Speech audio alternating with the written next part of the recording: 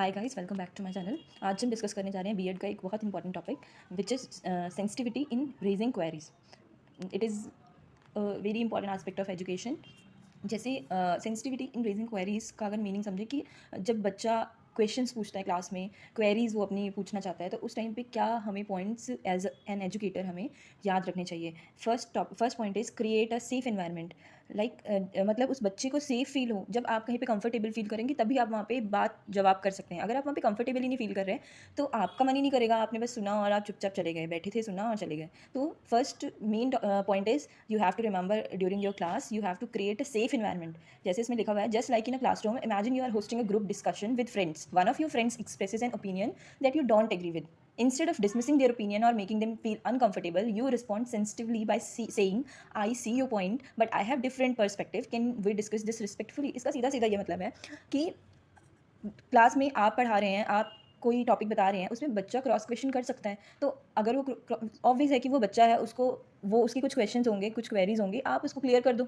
उसकी जो भी ऑपोजिट क्वेश्चंस हैं उसको क्लियर करोगे आप। उसके कुछ पॉइंट्स होंगे, उसको ऐसे डील नहीं करना कि तुझे कुछ नहीं आता, तूने क्या बकवास क्वेश्चन पूछ लिया। ऐसी बहुत सारी प्रॉब्लम्स आजकल टीचिंग में देखी जाती हैं। कई बच्चे कंप्लेन करते हैं कि मैम वो जो दूसरे मैम है ना, वो हम कोई क्वेश्चन पूछते हैं तो वो डांट देते हैं और कहते हैं कि क्या बकवास क्वेश्चन है। तो ऐसा कभी भी बच्चे को फील नहीं करवाना है। अगर उसने क्वेश्चन पूछा है तो आप उसको क्लियर कर दो।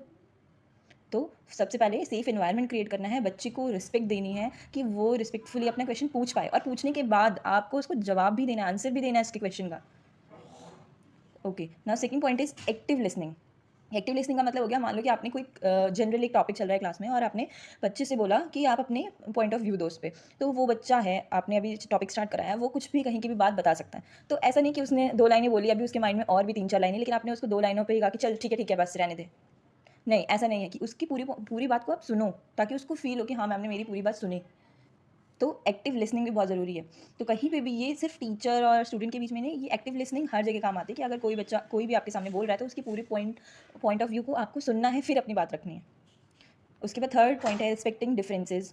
तो इसमें क्या है, in a diverse classroom students come from various backgrounds and have different experiences. Imagine you are in a classroom where a sensitive topic is being discussed. One of your classmates expresses an opinion that challenges your beliefs. Instead of reactive defensively, you show sensitivity by acknowledging their perspective and saying, I appreciate your viewpoint, even though it's different from mine. Let's explore this topic further and learn from each other. मतलब कि दो लोगों के जवाब, जो एक ही question को लेके दो लोगों के जवाब डिफरेंट डिफरेंट हो सके। मान लो कि क्लास में एक टॉपिक चल रहा है और आपने 2 टीम बना दी। एक टीम मान लो पॉलिटिक्स के ऊपर, एक टीम एक पार्टी के बारे में बात करी जो अभी लीडिंग पार्टी है, और एक ऑपोजिशन पार्टी के बारे में बात कर रही है। तो ऑब्वियस एक दूसरे के पॉइंट बुरे लगेंगे, लेकिन वहाँ पे बुरे लगने वाली कोई बात नहीं है। आपको एक दूसरे के जो डिफरेंसेस हैं, इंडिविजुअल डिफरेंसेस हैं, उसको समझना है और इकट्ठे होकर उन चीज़ों को सॉल्व करना है। ये नहीं कि आपने कुछ बोला, नहीं नहीं ऐसे नहीं होता, ये पार्टी तो ये करे, वो पार्टी तो वो करे। नहीं, उनकी बात सुनो आप। Fourth point, offering support. As a future educator, you will encounter students who may face challenges in expressing themselves. Suppose you notice a student struggling to ask a question during a lecture. Instead of ignoring their difficulty, you offer support by approaching them privately and saying, I noticed you had a question earlier. If you had like, I am here to help clarify anything you are unsure about. Don't hesitate to reach out. मतलब कि अगर आपको class में लग रहा है, हमें पढ़ाते हुए बच्चों के फेसेस से पता लग जाता है कि किस बच्चे को समझ आया, किसको नहीं समझ आया। अगर आपको बाई चांस लग रहा है कि किसी बच्चे को आपका टॉपिक पढ़ाने के बाद समझ नहीं आया, तो आप तो पहले क्लास में हम बोलते ही हैं कि जिसको नहीं समझ आया एक बार में आप अपने हैंड रेज करो, हाँ आपको दोबारा एक बार ही समझाते हैं। एक मेथड समझाया, दूसरे मेथड से समझाएंगे। कई बच्चों को देर से समझ आता है, तो हम उसके लिए कोई ईजी एग्जाम्पल्स यूज़ करके समझाते हैं। तो उस केस में आप मान लो कि जो बच्चा है वो बहुत शाय है, वो दूसरी बार में भी हाथ नहीं उठा रहा, वो नहीं बता रहा कि उसको समझ आया कि नहीं आया, वो डर रहा है, शाय फील कर रहा है। तो आपने नोटिस कर लिया, आप बाद में उसको पर्सनली बुला के भी बोल सकते हो, बेटा तुम्हें अगर क्लास में डर लग रहा था, शर्म आ रही थी कि मुझे नहीं समझ आया और बच्चे क्या सोचेंगे, तो कोई प्रॉब्लम नहीं है, ये मेरा फ्री लेक्चर है, तुम आओ, अभी आ जाओ, 10 मिनट का टॉपिक है, आओ और मैं तुम्हारा जो भी डाउट है वो क्लियर कर देती हूँ। Don't hesitate to reach out. ठीक है। उसके फिफ्थ पॉइंट है encouraging participation. So during a class discussion a teacher notices that a shy student has not contributed yet. ये भी सेम वैसा ही है कि एक शाई स्टूडेंट है, वो पार्टिसिपेट नहीं कर रहा किसी भी एक्टिविटी में। Instead of singling them out और pressurising them to speak up, the teacher says, I appreciate everyone's contribution so far, if anyone else has thoughts to share please feel free to raise your hand और speak up whenever you are ready. Same वही चीज़ है कि अगर कोई बच्चा participate नहीं कर रहा तो आप बार बार उसको पॉइंट आउट नहीं करोगे कि तुम क्यों नहीं कर रहे, क्यों नहीं आ रहे, आओ आओ। आपने एक बार ही बोला, अगर वो बच्चा नहीं आ रहा है तो आप किसी और वे से बोलो कि हाँ सभी को पार्टिसिपेट करना चाहिए, इन एक्टिविटीज़ से ये बेनिफिट्स होते हैं, तो वो बच्चा खुद वो चीज़ें सुनेगा, तो वो खुद आगे आने की कोशिश करेगा। और एक कोई बच्चा अगर शाय है तो वो एक दिन में आप सोचो कि आप उसको पॉइंट आउट करके बुलवा लोगे, तो दैट इज़ नॉट पॉसिबल, उसको टाइम लगेगा। उसको जब सेफ इन्वायरमेंट फील होगा, आप उसको फील करवाएंगे कि वो सेफ टीचर के पास है, वो टीचर उसकी बातें सुन रहा है, तो वो अपने आप धीरे धीरे पार्टिसिपेट करना शुरू कर देगा। 6th point is respecting privacy. A student approaches the teacher after class with a question about a sensitive topic.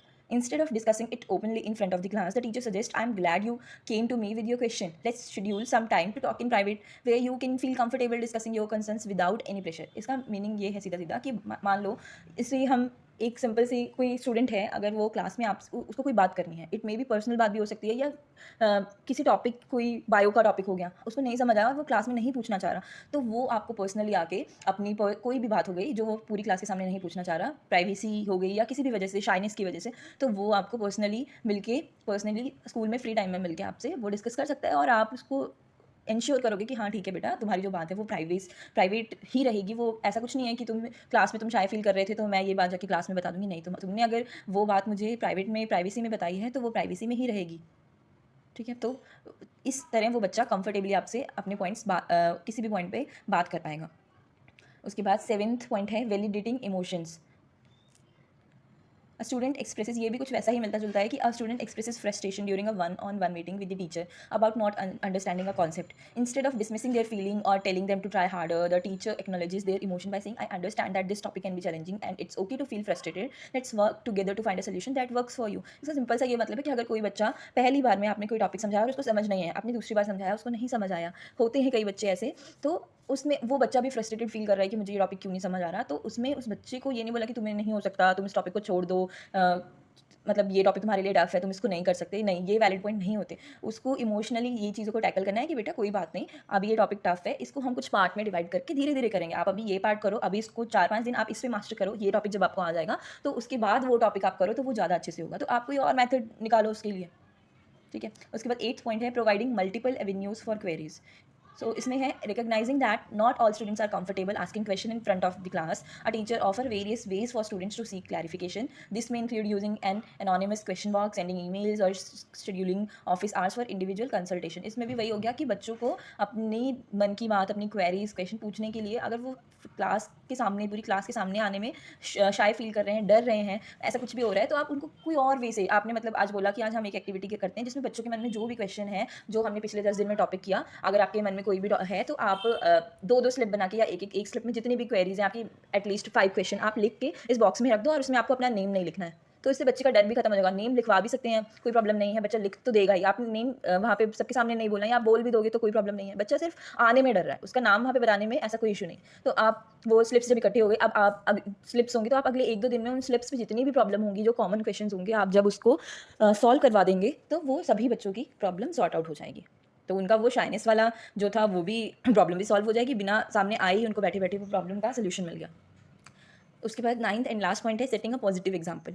In a classroom where the teacher model sensitivity and openness to queries, student feel more confident and comfortable raising their own questions by responding respectfully and attentively to student queries. The teacher fosters a culture of mutual respect and support within the classroom community. इसका वही मतलब है कि आप respect should be in a class, मतलब respect होनी ही चाहिए क्लास में between the teacher and student और among the students. Respect is must, respect के बिना आप आज के टाइम में रिस्पेक्ट के बिना आप बच्चों को नहीं पढ़ा सकते। अगर आप टीचर रिस्पेक्टफुली उनको पढ़ाएगा तभी वो सुनेंगे। अगर आपने फर्स्ट ईयर क्लास में गए, 1-2 दिन पहले ही 2-3 दिन में आपने उनको डांट दिया और आपने उनकी बातों को सुना नहीं, उनको इग्नोर कर दिया, तो वो आगे की पूरे साल में आपको नहीं सुनने वाले।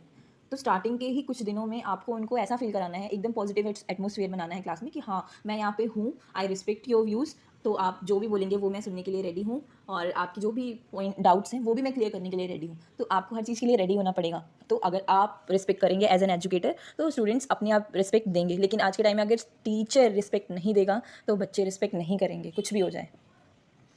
So this is all for today, thank you.